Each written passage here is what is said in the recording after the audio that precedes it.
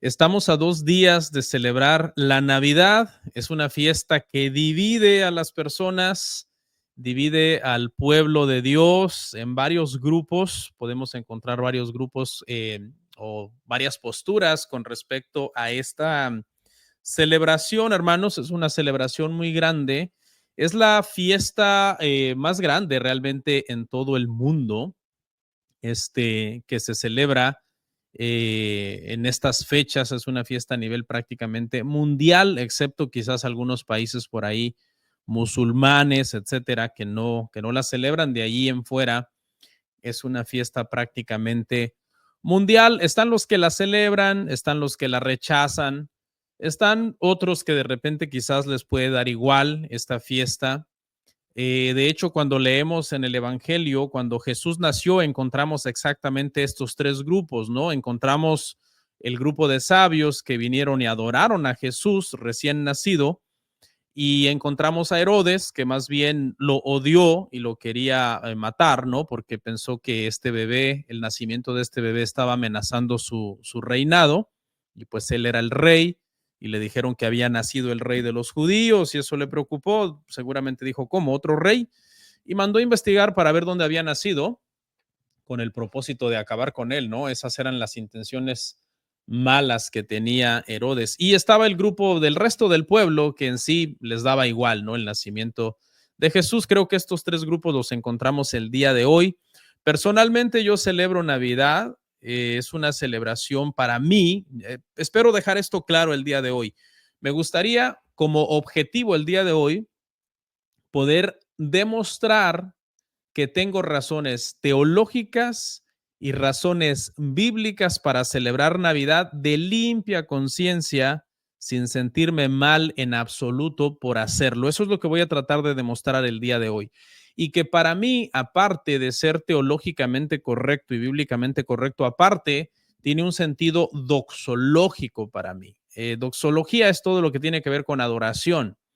Entonces, para mí, el tema de la encarnación, la persona de Cristo, su doble naturaleza, su nacimiento virginal, su vida impecable, su sacrificio en la cruz, su resurrección, etcétera, todo esto, estos son temas que no puedes como separarlo uno del otro. Y comienza con el tema entonces de la encarnación y el nacimiento de nuestro Señor Jesucristo, y personalmente creo yo que son temas que a mí me llevan a la adoración. Entonces, eso se los dejo por ahí y voy a tratar de demostrarlo entonces el día de hoy. La encarnación es una doctrina, hermanos, de salvación en las Escrituras. El día de hoy no traje PowerPoint, pero voy a ir leyendo varias citas y poniéndole algunos encabezados al tema que voy a ir compartiendo. Por ejemplo, miren lo que dice Primera de Juan, capítulo 4, versículo 3. Dice, y todo espíritu que no confiesa que Jesucristo ha venido en carne, es decir, con un cuerpo humano, no es de Dios. Y este es el espíritu del anticristo, el cual vosotros habéis oído que viene y que ahora ya está en el mundo. Vea lo que dice el mismo apóstol Juan, pero en su segunda epístola, capítulo 1, versículo 7, dice, porque muchos engañadores han salido por el mundo que no confiesan que Jesucristo ha venido en carne. Quien esto hace es el engañador y el anticristo. La doctrina de la encarnación, hermanos, es una doctrina de salvación. Se necesita creer que Cristo nació humanamente hablando y que tuvo un cuerpo humano y que tuvo un cuerpo de carne para poder ser ortodoxos en nuestra fe. Ortodoxos quiere decir sanos, quiere decir correctos. Lo contrario de ortodoxo es heterodoxo, es decir, una creencia errónea. Lo ortodoxo entonces en cuanto a la encarnación de Cristo es creer que Cristo se encarnó, que Dios se hizo carne, que Dios nació, que hubo un momento en el tiempo que estaba establecido, por cierto, y que voy a tratar de demostrarlo con la palabra el día de hoy. Estaba establecido que iba a llegar un momento en el tiempo en que Dios se iba a encarnar e iba a nacer. ¿Ok? Eso es lo que estaré tratando de demostrar también el día de hoy. Estos 2 pasajes que les acabo de comentar, hermanos, acerca del apóstol Juan en Primera de Juan 4:3 y Segunda de Juan 1:7, donde el apóstol Juan dice que todo aquel que niegue que Cristo haya venido en carne es el anticristo. El contexto de las epístolas de Juan es porque precisamente él está tratando de refutar a un grupo de falsos maestros que negaban que Dios se pudiera hacer carne. Se cree que era un grupo de falsos maestros influenciados de alguna manera por la enseñanza platónica dualista que enseñaba que el espíritu era bueno y la materia mala. Entonces ellos en su mente no podían entender cómo un espíritu que podía ser, que era bueno, podía volverse carne, podía volverse materia, cuando la materia era mala en sí. Entonces, estas personas habían comenzado de alguna manera a negar que Dios se haya hecho carne, que haya nacido de una mujer. Para el siglo I, cuando se escriben estas epístolas, todavía no existía o no estaba bien desarrollado el gnosticismo, que son precisamente de donde venían los dualistas o de donde salieron los docetistas también, pero se cree que ya comenzaba de alguna manera a nacer este movimiento gnóstico dualista que habían sido influenciados por la enseñanza platónica de que el dualismo enseñaba que el espíritu era bueno y la materia era mala y por tanto Dios no se podía materializar, no se podía encarnar. De hecho, se cree que debido a esto fue que los primeros cristianos comenzaron desde muy temprano a celebrar el nacimiento de Cristo. ¿Ok? Se cree que desde muy temprano los primeros cristianos comenzaron a celebrar el nacimiento de Cristo, a investigar cuándo es que Cristo había nacido, porque celebrar el nacimiento de Cristo se comenzó a ver como una medida o una especie de declaración teológica diciendo, nosotros creemos que Cristo es Dios y nosotros creemos que ese Dios vino al mundo, se hizo carne y que nació de una mujer de manera virginal. Esto da a entender, hermanos, que de alguna manera entonces, desde el principio del cristianismo, cuando se comenzó a celebrar el nacimiento de Cristo desde muy temprano, hubo razones teológicas, hubo razones, podríamos decir, apologéticas en un sentido, porque se hizo como una respuesta para estos grupos que estaban prácticamente negando que Dios se podía hacer carne. Por eso le puse a esta meditación el día de hoy, celebremos la encarnación, porque es en esta doctrina que me quiero yo centrar, tratando de demostrar que es una doctrina bíblica y que es una doctrina necesaria para la salvación, que es una enseñanza que desde el principio los sectarios trataron de negar y que la iglesia comenzó a celebrar el nacimiento de Cristo desde muy temprano, tratando precisamente de refutar estas posturas de estos grupos herejes. Y les decía que esto sucedió desde muy temprano en la historia, ¿no? Se cree, por ejemplo, que Sexto Julio Africanus, que fue un pagano que se convirtió al cristianismo muy, muy temprano en la historia de la iglesia, era un hombre que había nacido en Jerusalén. Se cree que era conocedor de los idiomas originales de la Biblia, como el hebreo, ¿verdad? Y los escritos que andaban ya circulando en esos primeros siglos, las cartas de los apóstoles que fueron escritas en griego. Incluso se dice que sabía latín. Y él escribió una obra que se llama Crónicas, y en ese libro que se llama Crónicas, él dijo que Jesucristo había sido concebido el 25 de marzo. ¿Ok? De hecho, yo también leí un libro que habla sobre el calendario litúrgico, y ese libro enseña que se cree que Jesucristo fue concebido en marzo. Cuando tú cuentas 9 meses desde el 25 de marzo, te va a dar obviamente el 25 de diciembre, y por eso es que desde muy temprano la iglesia comenzó a celebrar el nacimiento de Cristo el 25 de diciembre. Hay por ahí, obviamente, algunas teorías conspirativas en la historia, algunas leyendas negras, etcétera, que van a negar que Cristo nació el 25 de diciembre. De hecho, hay personas que creen que más bien lo que se celebraba era una fiesta pagana y que los cristianos trataron de cristianizar esa fiesta pagana celebrando el nacimiento de Cristo el 25 de diciembre. Sin embargo, esto es fácil de refutar porque estas crónicas de Sexto Julio Africanus que yo les mencionaba fueron escritas en el 221 después de Cristo, y la fiesta del Natalis Sol Invictis, que es la fiesta del natalicio del Sol Invicto, no fue establecida sino hasta el año 274 por el emperador Aureliano. Entonces no tuvo nada que ver cuando esta fiesta se instituyó. Ya los cristianos celebraban el nacimiento de Cristo el 25 de diciembre antes de que esta fiesta fuera inventada. No fue entonces, como muchos dicen, que los cristianos trataron de cristianizar esta fiesta pagana. No, porque ellos ya celebraban el nacimiento de Cristo, sino que fue al revés.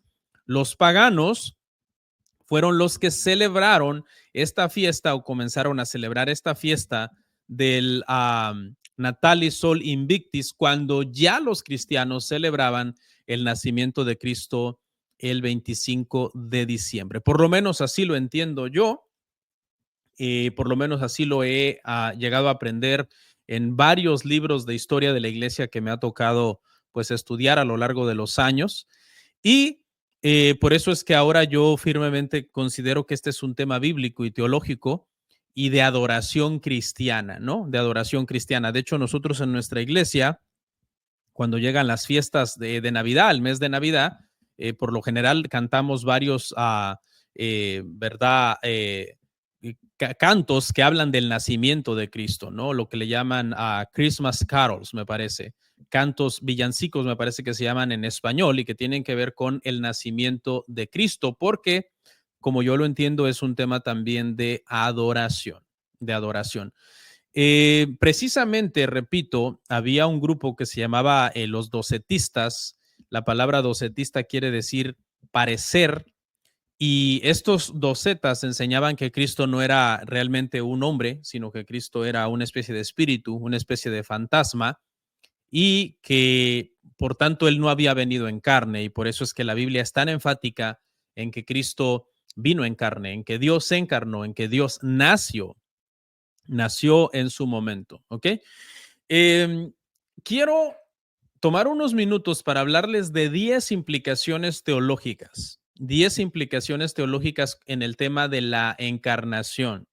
Y por medio de estos 10 puntos, entonces me gustaría demostrar bíblicamente, históricamente, que no tiene absolutamente nada de malo celebrar la Navidad y que es algo que tanto bíblicamente como históricamente lo podemos encontrar como algo muy válido que los cristianos han hecho a lo largo de los siglos y que tiene implicaciones teológicas. Más allá de una mera costumbre, tiene implicaciones teológicas. Voy a dar 10 implicaciones teológicas del tema de la encarnación. La primera implicación teológica de la encarnación es que la salvación solo puede venir de Dios. La salvación solo puede venir de Dios. No había en esta tierra un hombre que pudiera efectuar la salvación o que pudiera ganar la salvación o producir la salvación de tal manera que la salvación solo puede venir de Dios y Dios tuvo que encarnarse para poder entonces hacer efectiva la salvación del hombre. Wayne Grudem dice más o menos algo así al respecto. Él dice, el nacimiento virginal de Cristo es un recordatorio inequívoco de que la salvación nunca puede venir a través del esfuerzo humano, sino que debe de ser la obra de Dios mismo. Entonces, vea la importancia, hermano, de una implicación teológica de la encarnación. La salvación solo puede venir de Dios. Era imposible que un hombre la efectuara a menos que Dios se encarnara y viniera a ser el Dios hombre en esta tierra, el que de alguna manera pudiera realizar la salvación. En la creación, Dios hizo al hombre, pero en la redención Dios se hizo hombre. Vea lo importante de esta implicación teológica. La creación es muy importante, ¿verdad? Sin la creación, pues no existiríamos, obviamente.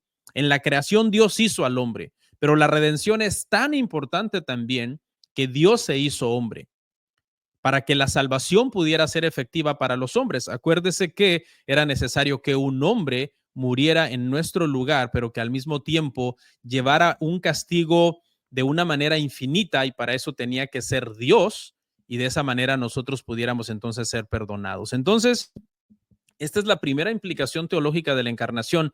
La salvación solo puede venir de Dios y por eso fue necesaria la encarnación. ¿Ok? La segunda, la segunda implicación teológica que vamos a ver de la encarnación es que Cristo estará encarnado para siempre. Esto es algo que también las personas que a veces no han ahondado en el tema de la cristología, a veces no lo entienden, pero hermanos, cuando Cristo estuvo en la tierra y tuvo un cuerpo humano, luego Cristo resucitó de entre los muertos después de ser crucificado, Cristo resucitó con un cuerpo humano también y ascendió al cielo con ese mismo cuerpo.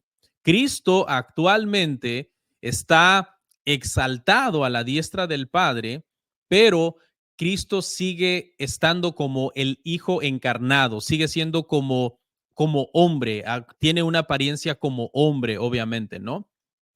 Esto es algo bien, bien hermoso. Cuando nosotros oímos, por ejemplo, declaraciones bíblicas que nos dicen que Cristo está sentado a la diestra de Dios, literalmente no es que Dios tiene una diestra, porque sabemos que Dios es espíritu, se refiere a que tiene todo el favor de Dios, toda la prueba de Dios. Dios ha entregado todas las cosas a Él, el juicio lo ha entregado completamente a Él, pero sí podemos entender que Cristo está en el cielo entonces encarnado y estará encarnado para siempre. Obviamente tiene un cuerpo especial, no es un cuerpo de carne como el que nosotros tenemos hoy. Sin embargo, Filipenses enseña que un día nosotros tendremos un cuerpo como el de él en la glorificación. Entonces, aquí hay una razón para regocijarnos en la doctrina de la encarnación, porque de alguna manera Cristo es el Dios encarnado, ¿no? El Dios que está en carne en el cielo, en una carne obviamente especial, como vuelvo y repito, después de haber sido, después de haber ascendido al cielo, ¿ok? Otra implicación teológica, hermanos, en este tema de la encarnación es que a Cristo el Cristo encarnado no es omnipresente. Y esto también es algo que quizás para las personas que lo oyen por primera vez les suena pues un poco raro, ¿no? Nosotros sabemos que Cristo cuando estuvo aquí en la tierra tuvo un cuerpo humano y no podía en ese cuerpo humano estar en dos lugares al mismo tiempo. ¿Ok? De esa misma manera, hoy que Cristo tiene un cuerpo encarnado también no puede estar en dos lugares al mismo tiempo en ese cuerpo humano. Sabemos que Cristo también es Dios, obviamente, y que en espíritu Él puede estar con su pueblo todo el tiempo. De hecho, se lo prometió a sus discípulos. Yo me voy, pero yo también estaré con ustedes todos los días hasta el fin del mundo, ¿no? Les hizo la promesa de que no los abandonaría. Pero es necesario que hagamos esta especificación de que en su cuerpo de carne, un cuerpo humano, Cristo no puede ser entonces una persona física que puede estar en dos lugares al mismo tiempo. En ese sentido no tiene omnipresencia en el sentido material y en el sentido físico. Esa es una implicación teológica también de la encarnación de Cristo que yo creo hay cristianos que de repente no se detienen a pensar, ¿no? En todas estas implicaciones. Recuerde, esto tiene todo obviamente respaldo bíblico. Cuando el Señor resucitó y resucitó con ese mismo cuerpo que lo habían crucificado, Él les dijo a sus discípulos, yo soy, miren que un espíritu no tiene carne ni tiene huesos, pero yo sí, y ustedes pueden meter si quieren sus dedos en mis llagas o su mano en mi costado, y ese mismo cuerpo fue con el cuerpo que el Señor ascendió, es el mismo cuerpo con el que el Señor está en el cielo. Amén. Esa es una tercera implicación entonces teológica de la encarnación. Vamos a ver una cuarta implicación teológica de la encarnación y es que Jesús ya era Dios desde que era un niño. Amén. Jesús ya era Dios desde que era un niño. Esta declaración a algunos evangélicos les resulta un poco rara también, porque nosotros sabemos que en el catolicismo romano, por ejemplo, hay una estatua de uso religioso que le llaman el niño Dios, y entonces en su momento yo escuché a evangélicos no, o sea, no aceptar esta declaración de que Jesús ya era Dios desde que era un niño, porque decían, no, es que yo no creo en el niño Dios. Y yo les decía, no, no es que no se trata de creer en el niño Dios, se trata de creer en una doctrina ortodoxa, ¿no? Desde que estaba en el vientre ya se sabía que él era el Señor, ¿verdad? De que era el Señor. Esa fue la anunciación del ángel, ¿ok? Entonces, obviamente hay una diferencia entre creer en que una estatua religiosa que se llama el niño Dios es Dios y creer que Cristo era Dios desde que era niño. Hay una gran diferencia. Lo primero, obviamente nosotros no lo creemos como protestantes, pero lo segundo, si lo confesamos como cristianos ortodoxos que somos, todo cristiano que niegue que Jesús era Dios cuando era niño caería en una secta que se llama hedionismo. El hedionismo fue una secta temprana que comenzó a enseñar que Cristo no era Dios, sino que Cristo se volvió Dios en el bautismo cuando él fue investido con la divinidad en el bautismo. Entonces, eso es una herejía que ya ha sido condenada en el pasado. Eso no es bíblico. Cristo obviamente fue Dios desde el momento de la concepción, ¿no? Él era Dios. Esto es algo muy, muy interesante que también lo quise compartir con ustedes, ¿no? Y aquí les leo una cita muy, muy famosa de un escritor que ahorita el autor escapa a mi mente, pero dice así, dice, miles de veces se ha visto en la historia cómo un bebé se ha vuelto un rey y salva a la gente de una nación, pero solo una vez en la historia se ha visto que un rey se vuelva un bebé y salve a la gente de todas las naciones. ¿Ok?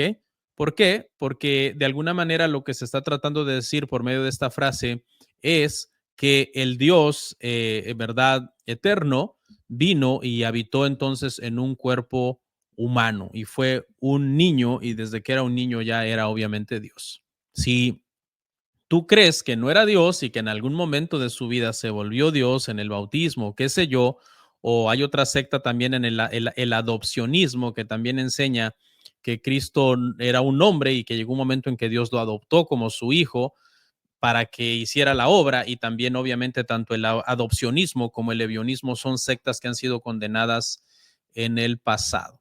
¿Okay? Una quinta implicación, hermanos, de la encarnación es que Cristo tenía un cuerpo verdaderamente humano. Esta es una quinta implicación. El cuerpo de Cristo era completamente humano. Sintió hambre, sintió sed, se cansaba, le daba sueño, dormía.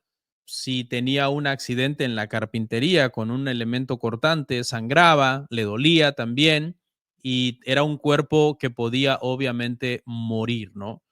Los docetistas decían que Cristo parecía humano, pero que no era humano, que era una especie como de fantasma. No, Cristo era verdaderamente hombre. Esa es la declaración teológica, ¿no? Es que es verdaderamente Dios, verdaderamente hombre. Y esa es una quinta implicación sobre la encarnación. Una sexta implicación teológica de la encarnación es que la encarnación fue muy dura para Cristo.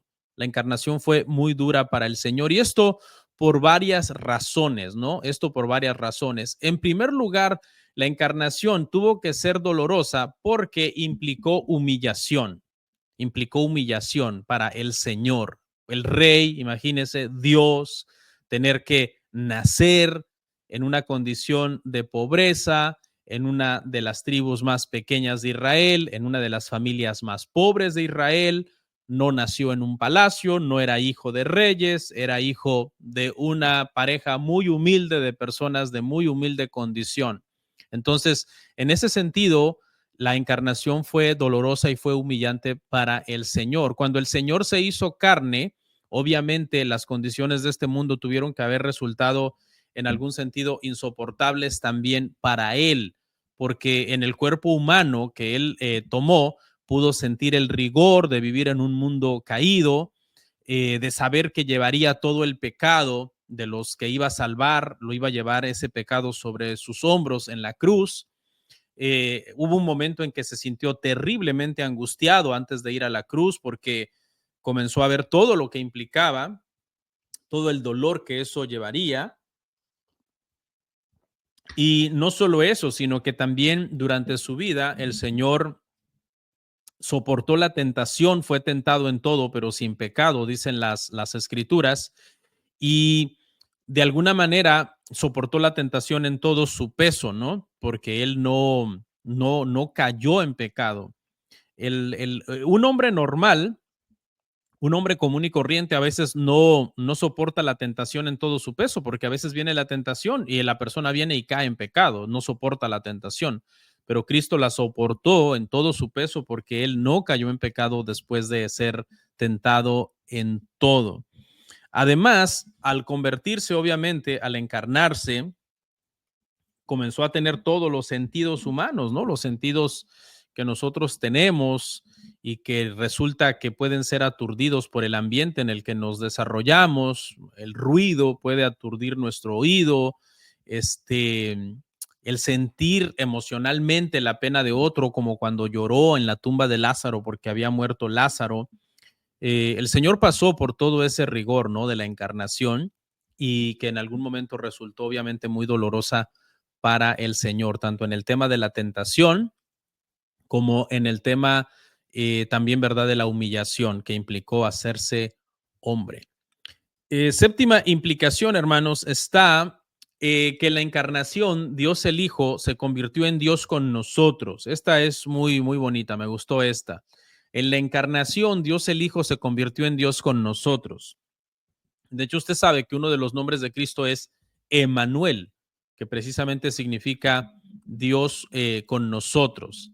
Es más que una forma sublime de encarnarse, aparte se hizo una especie como de pariente con el ser humano. Por eso hay un pasaje en las escrituras que en donde Jesús dice que no se avergüenza de llamarse nuestro hermano en un sentido, ¿no?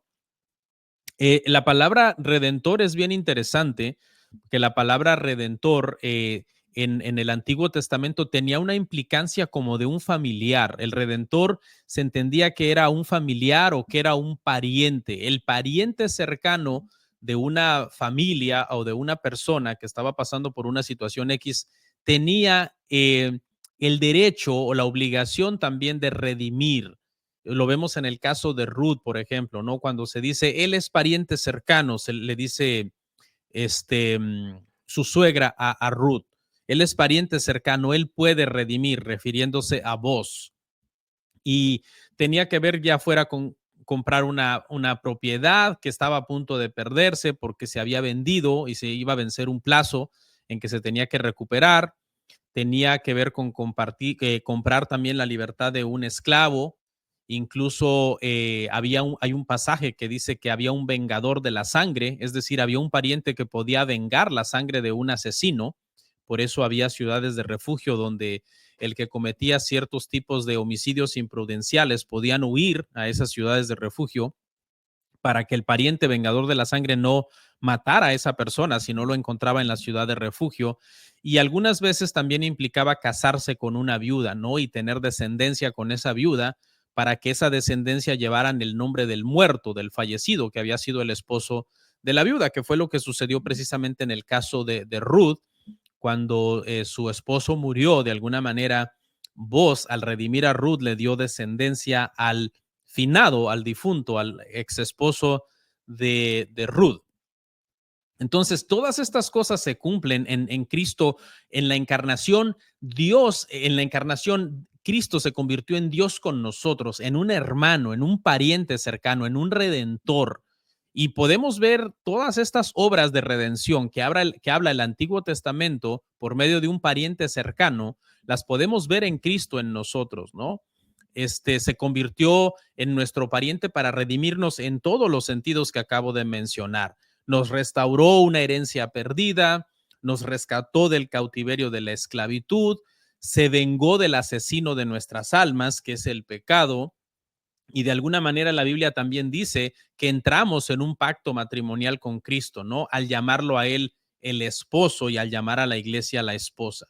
Entonces, esto es una implicación muy hermosa en el hecho de que en la encarnación Dios el Hijo se convirtió en Dios con nosotros, tan cerca de nosotros que llegó a ser prácticamente como un hermano para nosotros, un pariente redentor. Una octava implicación teológica, hermanos, de este asunto es que la encarnación fue profetizada en el pasado. La encarnación fue profetizada desde el Antiguo Testamento. se dijo, ¿no? Que iban a ser un niño y que ese niño se llamaría admirable, consejero, Dios fuerte, Padre eterno, príncipe de paz. Ya estaba escrito, ¿no? Mire uno de sus nombres, Dios fuerte. Ese niño se iba a llamar Dios fuerte. Eso está en Isaías 9:6, ¿no? Donde habla de que nos iba a ser dado un niño nos iba a nacer y uno de sus nombres iba a ser Dios fuerte. Por eso le digo yo, Cristo era Dios, obviamente, desde que era niño, ¿ok?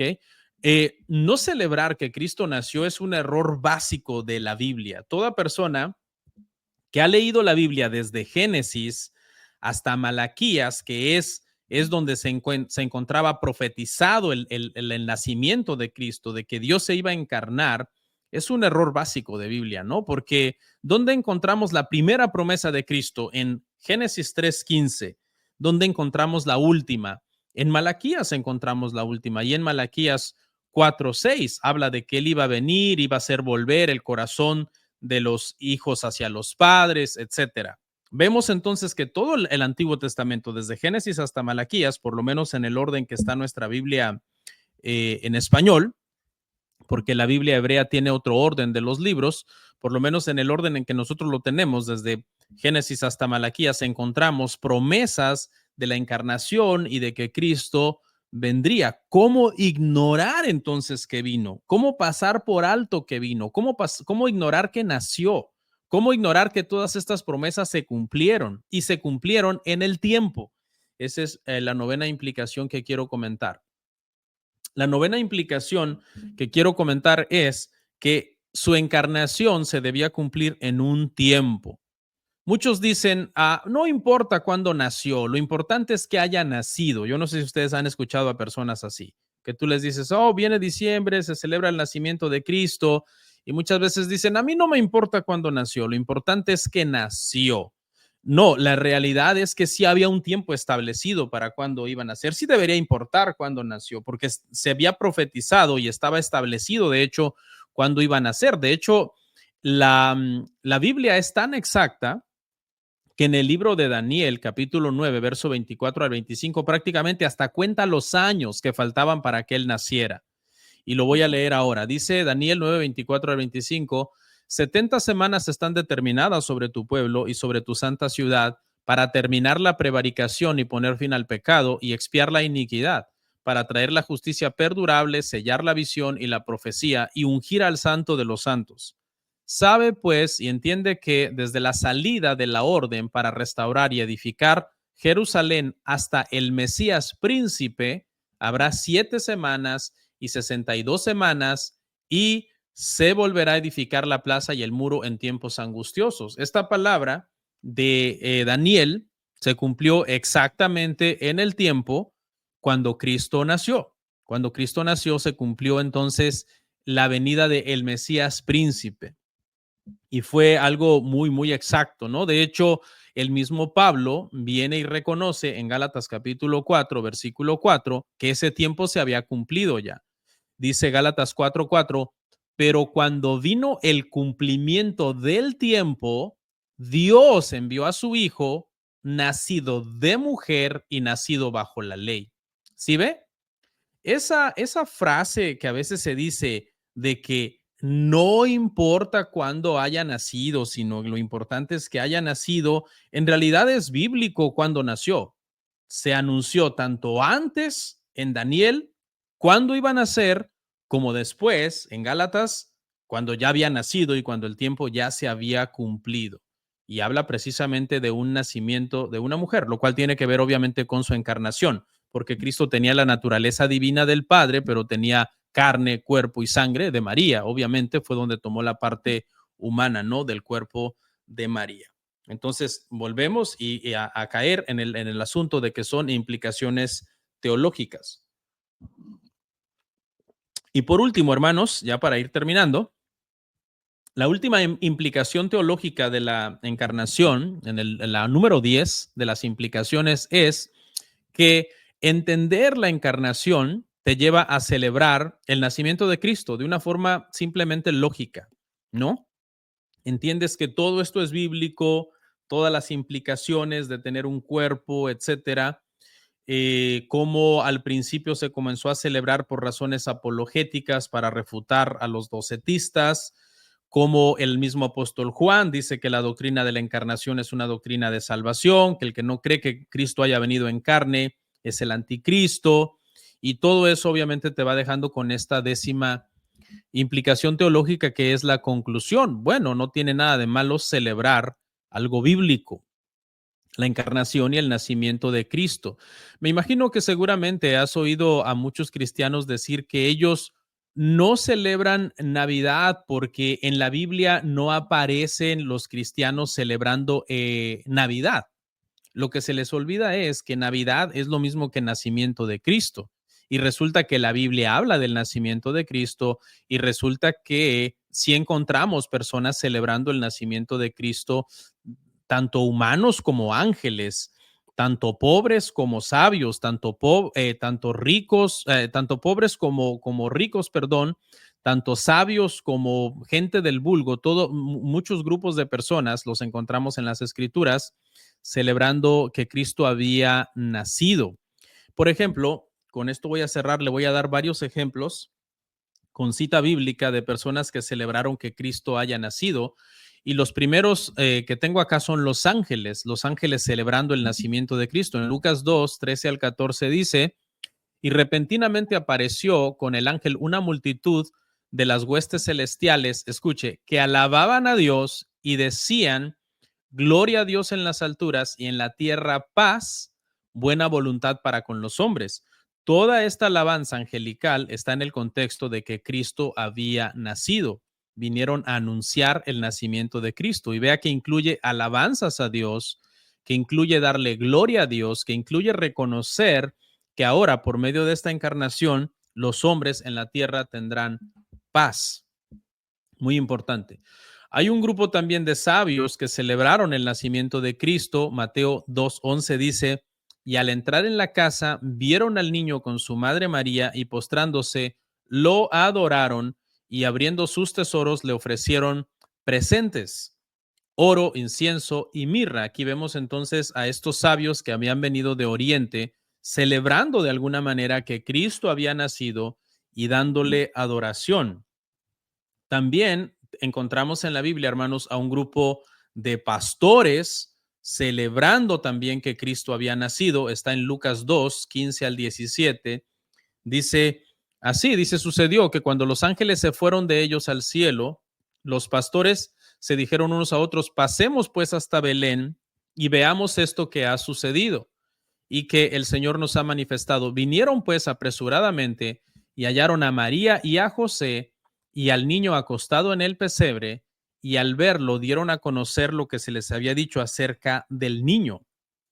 Este grupo de pastores los vemos entonces en el contexto del nacimiento de Cristo, dándole importancia al nacimiento de Cristo, rindiendo de alguna manera la pleitesía a este niño que había nacido y celebrando de alguna manera que Cristo había nacido.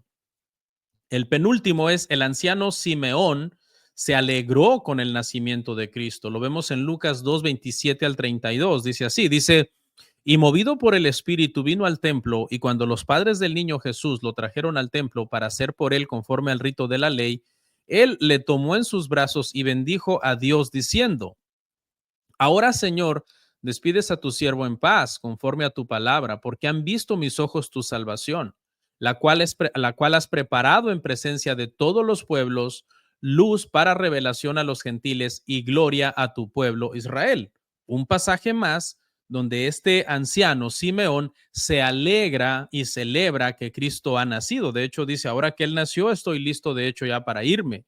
Estaba esperando de alguna manera que Cristo naciera, estaba anhelando que Cristo naciera, deseando que Cristo naciera. Entonces, ¿cómo es posible que ahora que ya nació nosotros lo ignoremos? Yo no le encuentro el sentido. Y por último, la viuda Ana se alegró también con el nacimiento de Cristo. Eso está en Lucas 2, 36 al 38. Estaba también allí Ana, dice, profetisa, hija de Fanuel, de la tribu de Aser, de edad muy avanzada, pues había vivido con su marido 7 años desde su virginidad y era viuda hacía 84 años, no se apartaba del templo sirviendo de día y de noche con ayunos y oraciones. Esta, presentándose en la misma hora, daba gracias a Dios y hablaba del niño a todos los que esperaban la redención en Jerusalén. Ahí está, más claro no se puede, ¿no?